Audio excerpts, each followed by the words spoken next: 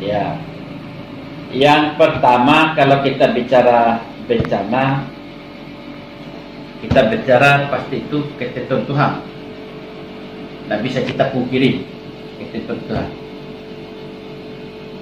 Tapi kebiasaan bencana yang terjadi di Dompu ini, pertama kalau musim hujan pasti banjir. Kenapa banjir? Yang pertama karena aliran sungai ini sudah penuh rumah. Yang kedua, sungai sudah dangkal. Yang ketiga, orang Dompu itu suka membuang sampah di sungai. Lalu yang keempat, ini yang memang berat bagi kita adalah kita ini punya hutan itu sudah banyak produksi. Ada faktor. Terus, pasti jadinya di bulan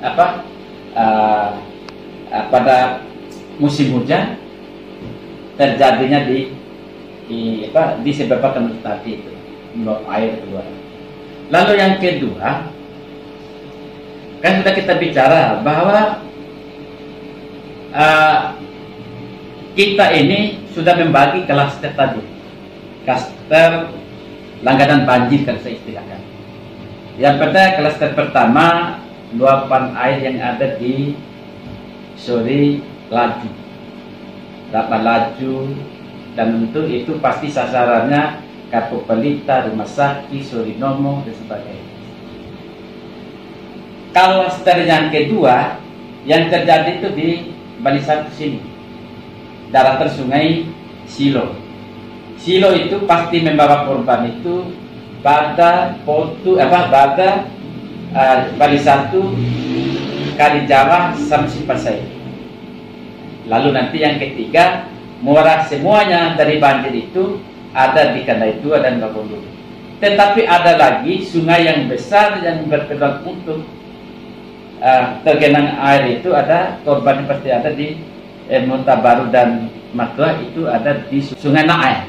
Sungai Naai yang di sana, yang bendungan pasti keluar ke situ. Bencana lainnya ya kekeringan. Ya, kekeringan ini kan biasanya pada musim kemarau.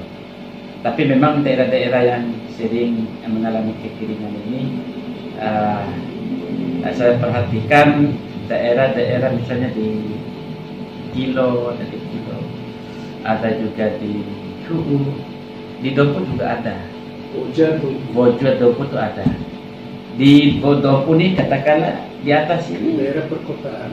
Daerah perkotaan ini orang tidak bisa menikmati air bersih.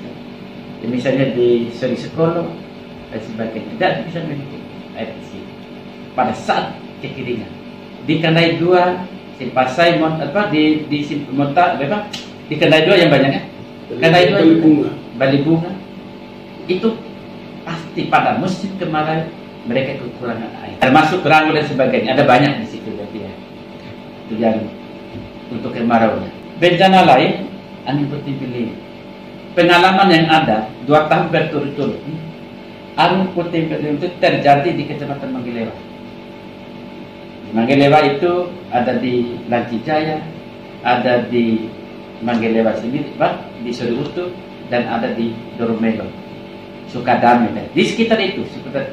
Saya perhatikan pengalaman 2 tahun terakhir ini, kejadian angin puting beliung itu terjadi di Kecamatan Manggelewa dengan 4 desa tadi. Itu kan ada di Hu'u kan? Hu'u Mbawi.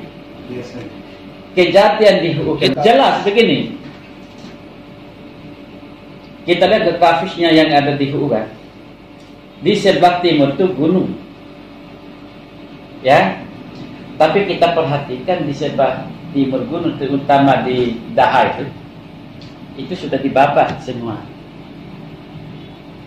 Akibat gunung itu dibabat, curah hujan yang tinggi, ya pasti banjir datang.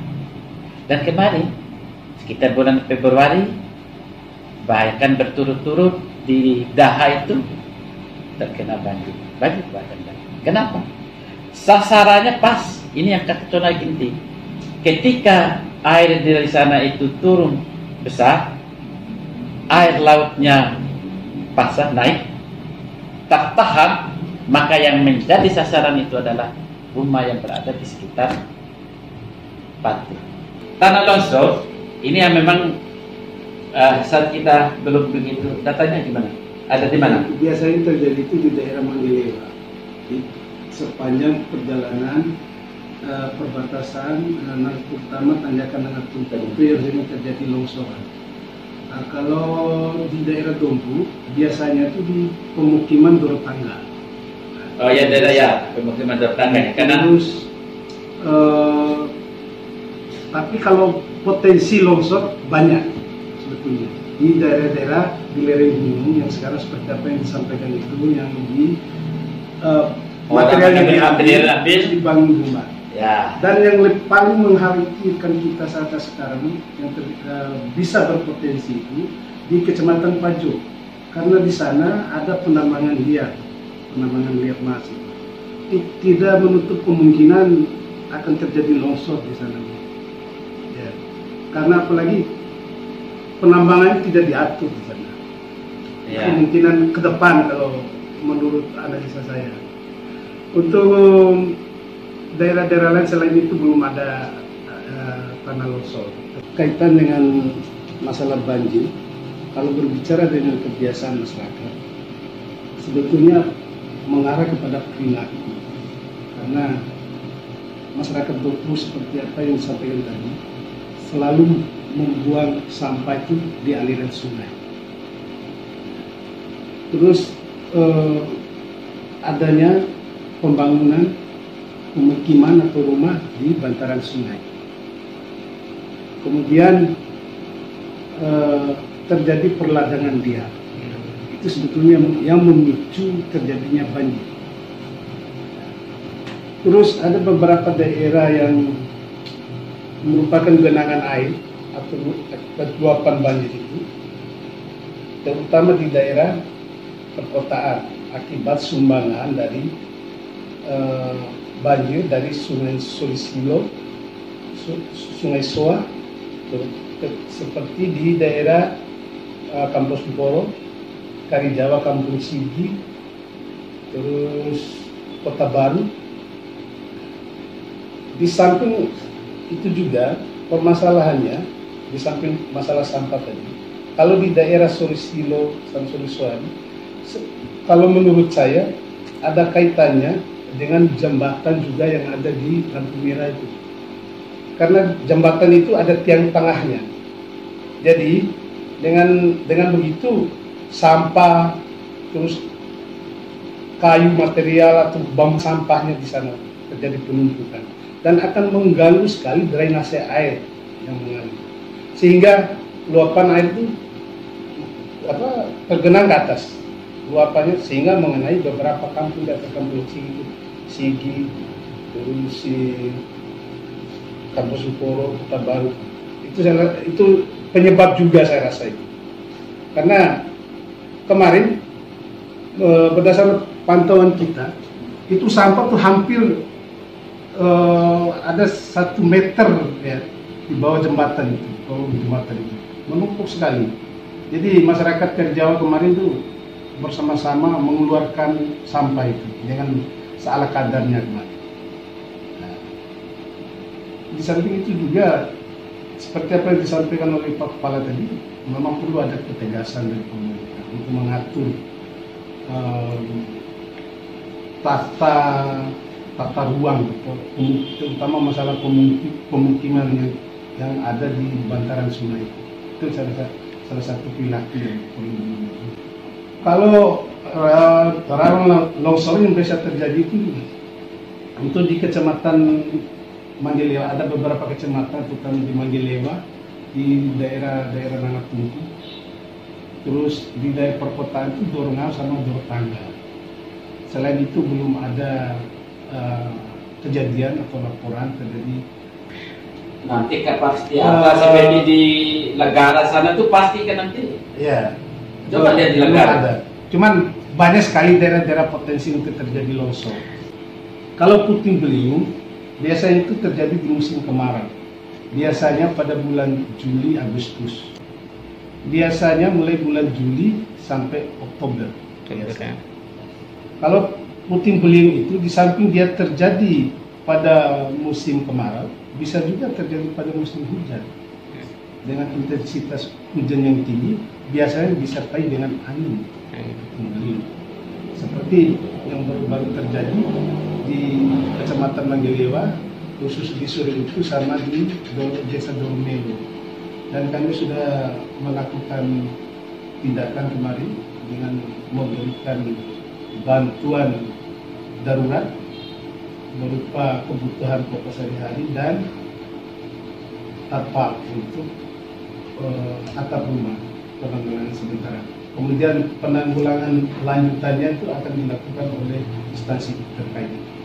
Tidak semua pada lini desa sebetulnya kita memberi mereka pada saat kejadian akan melakukan cek ke lokasi dan memberikan informasi kepada kita, pada BPBD secepatnya. Dengan laporan itu, BPBD tim reaksi cepatnya kabupaten akan langsung ke lokasi mengecek sesuai dengan laporan itu. Itu sebetulnya fungsi mereka di sana. Dan juga memberikan semacam warning kepada masyarakat dalam hal pencegahan banjir ataupun puting beliung ataupun tanah longsor. Jadi sekedar informan, dan pada saat penanganan juga mereka juga terlibat langsung dengan tim kita. Jadi istilahnya mitra kerja kita di partner kita yang ada di desa. Nah, kalau jadi tim itu kita pilih tidak terseleksi dengan baik. Jadi pada mereka-mereka yang mau rela ikhlas dalam membantu masyarakatnya sendiri dalam hal penanggulangan bencana. Jadi artinya mereka sendiri yang mengajukan diri bahwa saya siap membantu. Gempa bumi ini sasarannya daerah selatan, ya. Jadi Kilo, terus Pekar di sana di utara ya. Barat utara. Daerah utara. Ya, daerah utara. Kita sasaran di Dompuni pada daerah utara. Jadi Kilo, terus di Pekar, di Dompuni seperti itu. Bahkan ini menurut PMKG kita ini memang hampir setiap hari setiap hari itu ada gempa.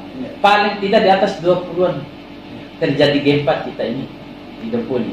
Cuma memang skalanya kecil, tetapi kalau kita bicara gempanya di daerah memang daerah rawan gempa kita ini, terutama pada daerah-daerah yang di utara tadi. Kenapa bisa seperti itu? Karena Gunung Tambora itu masih aktif sampai saat sekarang.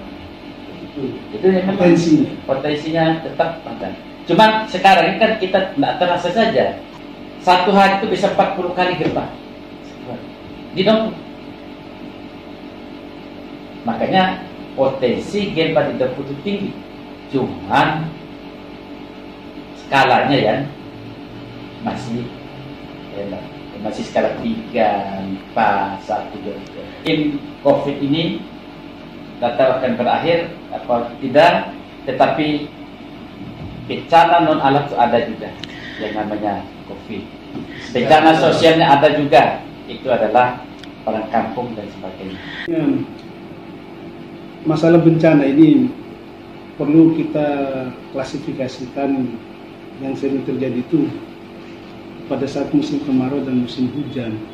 Kalau pada musim kemarau itu yang biasa terjadi itu masalah kekeringan dan puting beliung. Nah, kaitan dengan masalah kekeringan ini tidak semua kecamatan, tapi yang lebih sering terjadi itu di Kecamatan Dompu, Woja, Manggelewa sama Paco. Nah, kalaupun di daerah perkotaan Dompu dan Woja ini kaitannya itu dengan masalah air bersih. Jadi masyarakat kekurangan air bersih. Karena air yang ada di pemukiman itu khusus untuk pompa rumah tangga itu kadang tuh macet dan tidak ada air, terutama di daerah-daerah pegunungan, contoh di Balibunga. Kalau yang di Soriskolo ini sudah ada perpipaan air bersih dia. Jadi untuk tahun ini Pak, Soriskolo Maulana tidak ada masalah dengan masalah air karena ada pengoboran 2 titik di Soriskolo, tidak ada masalah. Tapi yang di Kendai Balibunga masih, terus yang di Rasanggaro ya masih. Nah, di samping masalah air juga ini, di samping musim kemarau terjadi juga pada musim hujan. Karena pada musim hujan itu terutama air PDAM ini mengalami kepenuhan, tidak bisa dikonsumsi oleh mereka untuk kebutuhan air bersih. Daerah perkotaan, daerah perkotaan, terutama di Balibunga. Pokoknya semua perkotaan hampir semua tidak bisa digunakan. Terus untuk di musim hujan itu jelas langganan kita itu banjir, puting beliung, tanah longsor. Tapi yang sering terjadi itu banjir. Banjir ini terjadi pada beberapa kecamatan, terutama di Dompu Woja. Kalaupun Dompu Woja ini kan mulai dari Sungai Laju, Sungai Soas, Sungai Silo. Jadi kiriman dari 3 sungai ini akan bermuara berakhir di Kecamatan Woja, terutama di Bawangdulu dan Kendai. Nah, ini pun terjadi, genangan airnya tidak terlalu lama, tidak sampai berhari-hari. Bahkan 2-3 jam setelah intensitas hujan itu selesai, itu akan berkurang untuk genangan airnya. Terus puting beliung ini yang sering terjadi itu cuma di daerah Kecamatan Manggelewa saja selama ini yang terjadi. Kalaupun di daerah pesisir pantai akibat air pasang itu biasanya di Jala, terus di daerah sekitar Bali, dan itu biasanya pada bulan Juli Agustus biasanya pada saat angin selatan itu. Terus untuk bencana yang lain sementara ini belum ada yang terlalu mengkhawatirkan kita. Masih bisa kita tanggulangi dengan berbagai upaya pemerintah daerah, terutama dengan tim gerak cepat dari BPBD dan berkoordinasi dengan semua instansi yang terkait, kita bisa menangani secara bersama-sama. Yang pertama, kalau kita bicara soal bencana banjir dulu, kita ini kan Dompu ini kan ramenya itu kan benar banjir, bukan bencana yang lain. Yang banjir kan itu yang rame. Kenapa rame bicara soal bencana banjir? Kan memang Dompu ini dikelilingi oleh aliran sungai,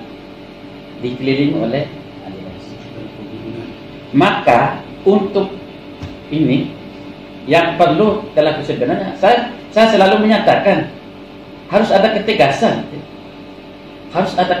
dari pemerintah daerah ini untuk mengamankan daerah-daerah aliran sungai. Misalnya kita dilarang untuk membangun rumah di daerah padan sungai yang panjang itu kalau nggak salah 9 meter dari ini dilarang. Tapi nyatanya kita tidak pernah melakukan itu, kan? Tidak pernah melakukan itu. Ada 2 kelurahan yang sudah direlokasi. Ada 2, adalah kelurahan Bali dan kelurahan Potu. Di Bali 1 tuh ada 2 kali dilakukan di Kampung Semporo. Pemerintah sudah memindahkan mereka dari Kampung Semporo itu ke Maulana 2 kali bahkan. Pemerintah sudah membangun fasilitasnya, sudah membangun rumah. Ya. Memang waktu itu ya masalah air, masalah penerangan ya, tapi kan sekarang sudah terfungsional. Tetapi setelah mereka berada di sana dengan berbagai alasan tidak betah dan sebagainya, tempatnya mencari makan itu terlalu jauh, tidak dekat lagi dekat pasar, mereka datang kembali. Semestinya walaupun mereka datang ini di sini, mereka dilarang tidak boleh lagi membangun rumah di sini loh, ya kan? Kan itu, ini yang tidak dilakukan oleh.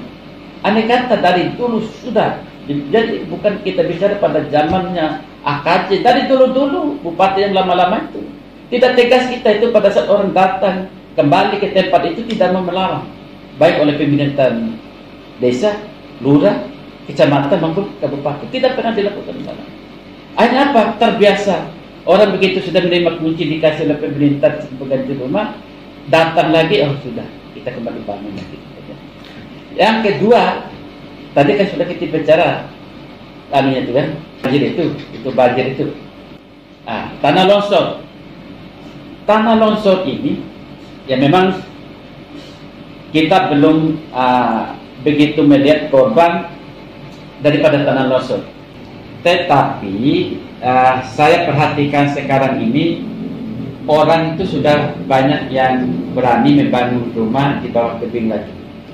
Coba perhatikan di Dorongau,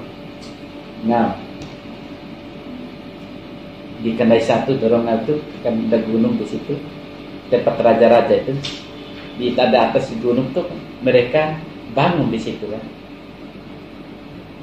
Kalau atau di pinggir di sini juga, dari Potu ke Kendai, Bawi di sana, sebelah timur gunung. Di bawah gunung ini orang bangun rumah dan pengambilan makhluk. Tidak menutup kemungkinan pada saatnya nanti gunung yang ada di situ longsor dan menjadi sasaran rumah-rumah yang ada di bawah. Atau banjir bandang misalnya, tidak menutup mungkin.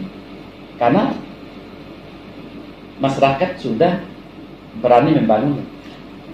Sederhana pencegahannya ditegaskan tadi. Andai kata pemerintah melarang, jangan membangun ini berbahaya loh. Kalau kalian membangun rumah di sini, bahayanya ini loh.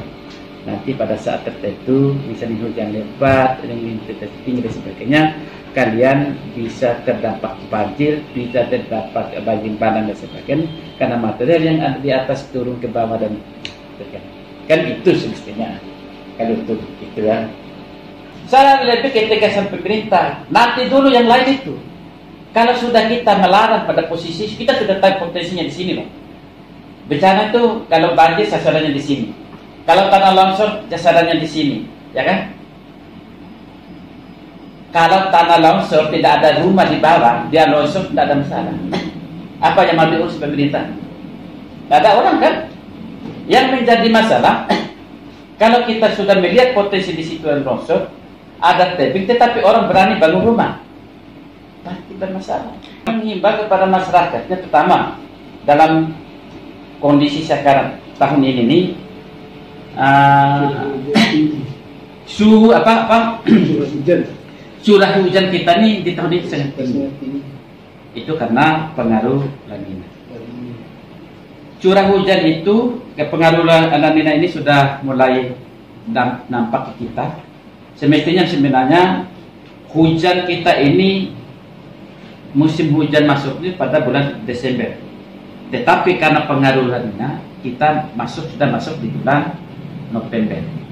Nanti menurut perkiraan hujan ini akan terjadi itu pada bulan yang berbahaya itu bulan Januari dan Maret. Himbauan kita kepada masyarakat, terutama masyarakat yang dekat dengan bantaran sini, ketika terjadi hujan yang begitu lebat di atas itu dan di sekitar rumah kita terjadi lebatnya rumah, mana kalau sudah identitas tinggi dan durasi yang lama, tolong waspada. Bila perlu, semua alat rumah tangga dan sebagainya kita keluarkan dulu dari. Lalu yang kedua, diminta juga kepada masyarakat itu untuk begitu, janganlah sekali-kali membuang sampah di aliran sungai. Karena dengan tumpukan sampah ini, ya membuat sungai ini sempit, sehingga aliran air yang deras itu terhalangi. Akibat terhalangi, dia merendamlah rumah yang berada di sekitar. Lalu yang ketiga, minta kepada masyarakat itu masa-masa yang akan datang, Atau masa sekarang itu bila perlu kalau ada yang sadar, jangan lagi membangun rumah di bantaran sungai. Jangan. Memang yang susah sama. Mereka juga susah, kita pemerintah juga susah. Kenapa susah pemerintah ya? Kewajiban pemerintah lah untuk menangani mereka. Tidak boleh masyarakat, tidak boleh pemerintah melepas tangan atau tidak mengurus mereka pasti. Supaya tidak diurus itu. Pemerintah juga tidak susah, mereka juga hindari ini. Jangan lagi ada membangun, jangan lagi membangun rumah sudah kita ini sudah tahu ini sungai sudah sempit, sudah dangkal, ya kan? Kita masih berani membangun rumah. Zaman saya kecil di kampung ini besar juga sih banjirnya, tapi tidak ada orang ribut.